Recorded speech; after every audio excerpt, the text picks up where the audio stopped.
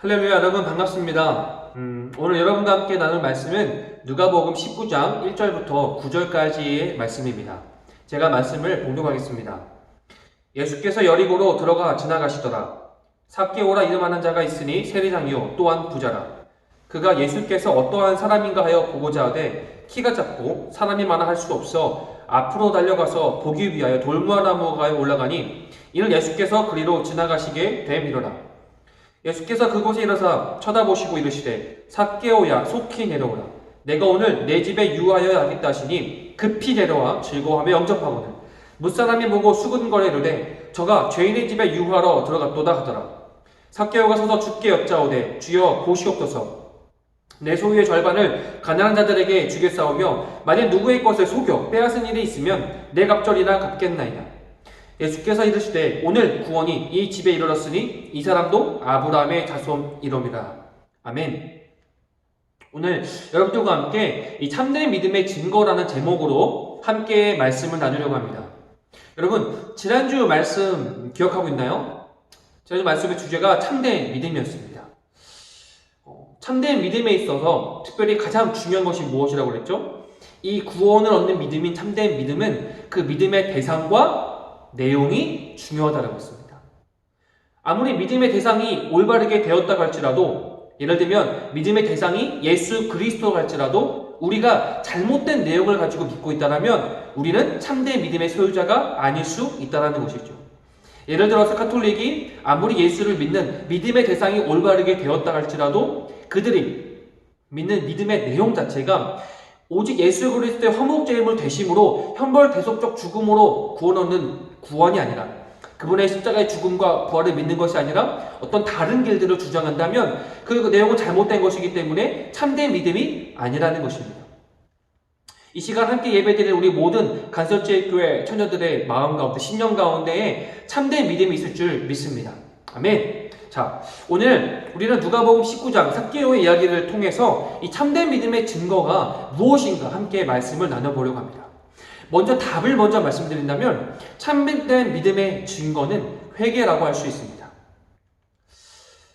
사과나무 열린 사과를 볼 때에 저것이 사과나무구나 알 수 있는 것처럼 어떤 사람이 회개했고 돌이켰던 것을 본다면 우리는 저 사람은 참된 믿음의 소유자이구나 라고 알 수 있다는 것이죠.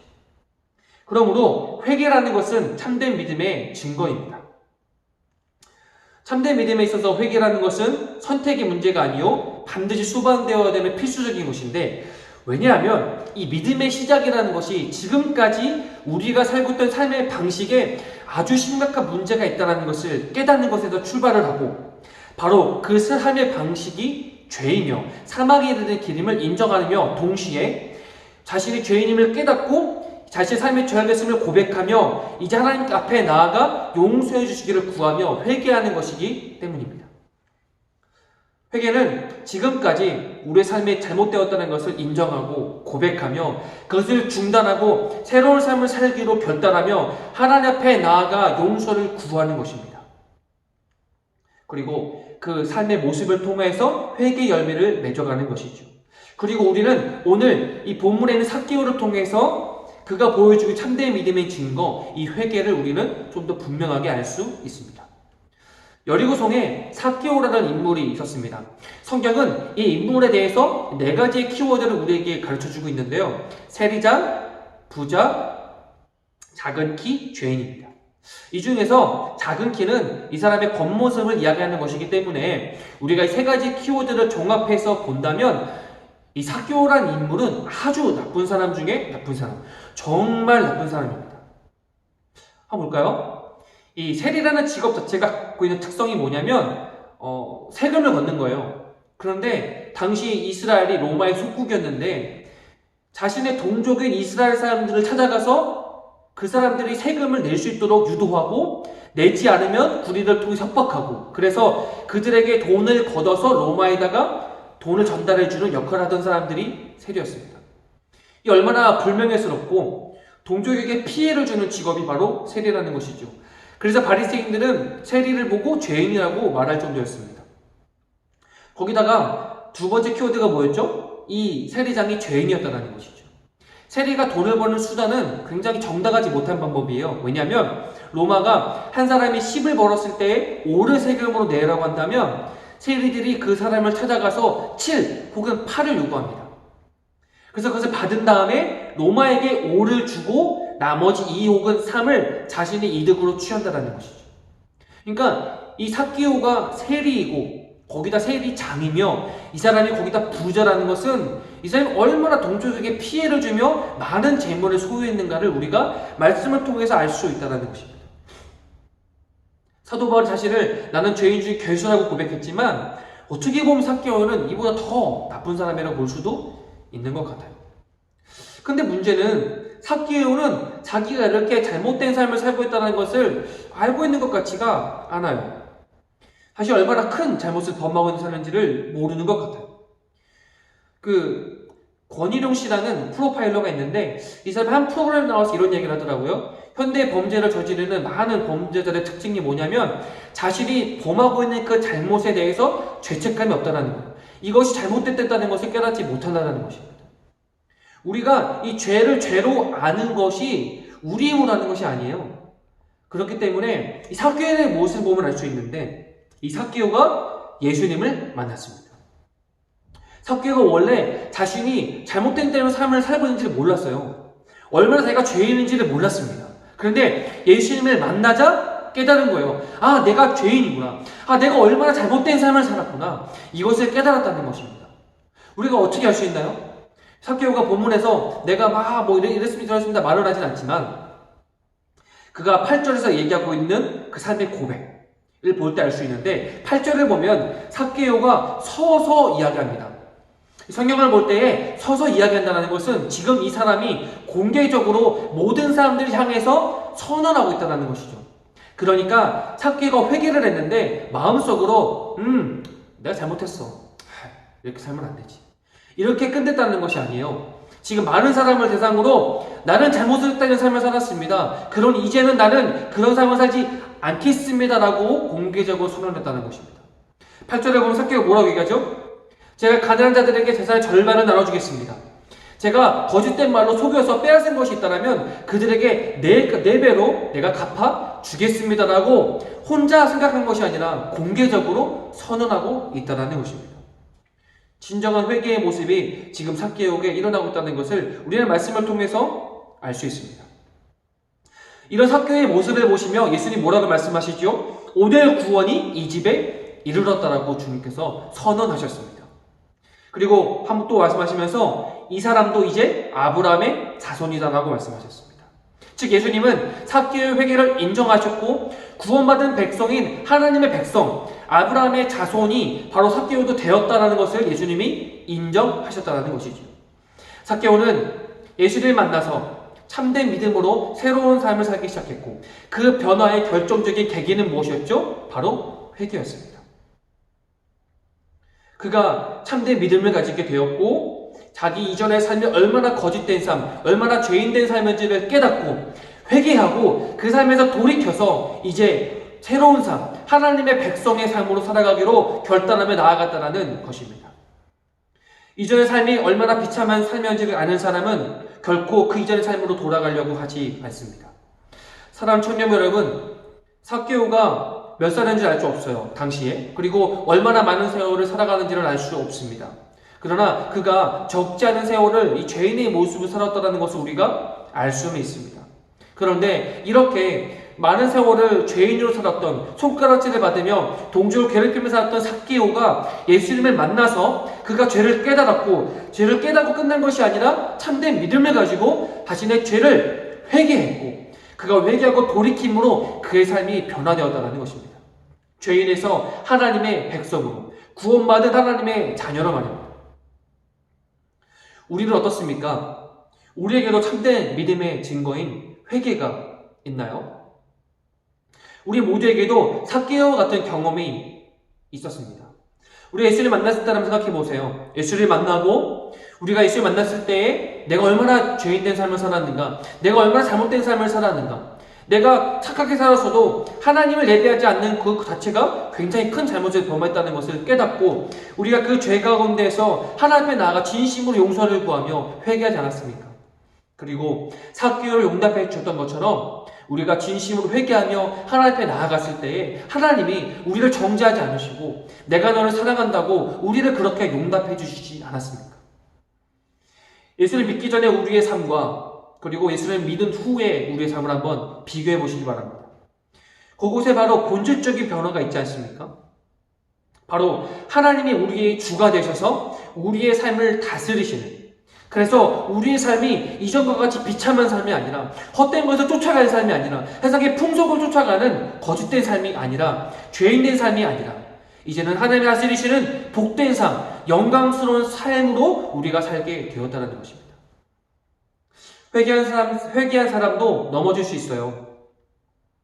성경에 기록되어 있지 않지만 삭개오도 그 이후의 삶 가운데서 넘어졌을 수도 있습니다. 그런데 신자에게 있어서 넘어짐이라는 것은 일시적인 것일 뿐 결코 그것이 지속되지 않습니다. 왜냐하면 신자의 삶은 신자가 이끌어가는 것이 아니라 신자의 삶은 그의 주가 되시는 하나님께서 이끌어가는 것이기 때문입니다. 만약 신자가 스스로의 힘으로 이끌어가는 것이라면 넘어질 수밖에 없고 넘어져도 일어날 수 없을 수도 있습니다. 그러나 신자의 삶을 하나님이 이끌어 가시기 때문에 넘어져도 그를 붙드시고 일으키셔서 힘을 주셔서 다시 일어날 수 있도록 우리의 삶을 이끌어 가신다는 것입니다.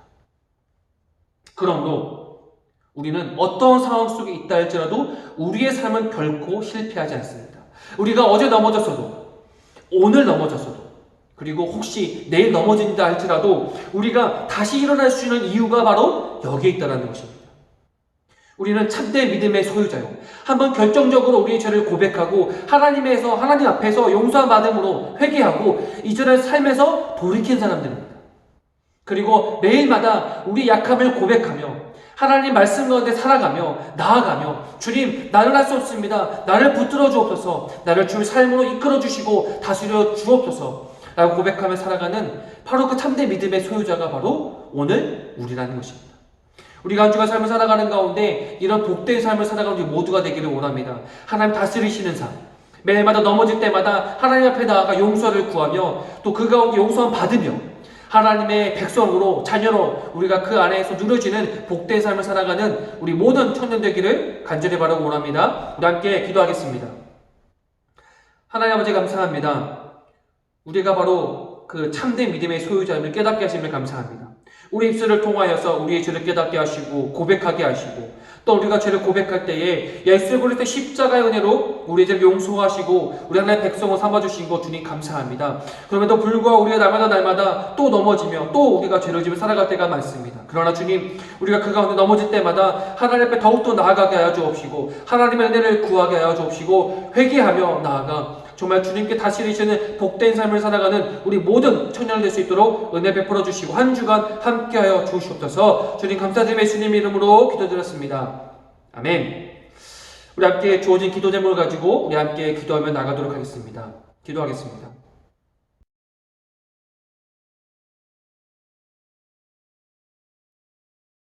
넌 내려오라 그 나무 아래로 인생의 마음 그를 지으시니 앞으로 오래 외로웠던 너의 지난 삶에서 나와 넌 내려오라 내게로 오라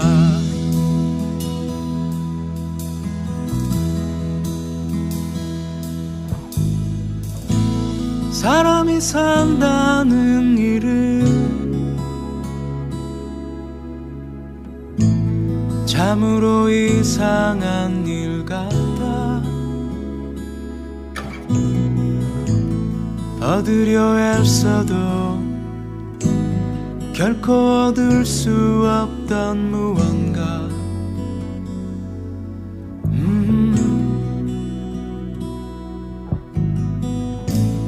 어쩌면 그게 이유일까 내가 이 나무 위에 오른 이대로는 아닌 듯 내 안 멈추지 않던 그리움 그때 넌 내려오라 그 나무 아래로 내가 서 있는 그 아픈 삶 내려놓고 마른 풀잎 같던 너의 지난 삶에서 나와 넌 내려오라 넌 내려오라 내게로 오라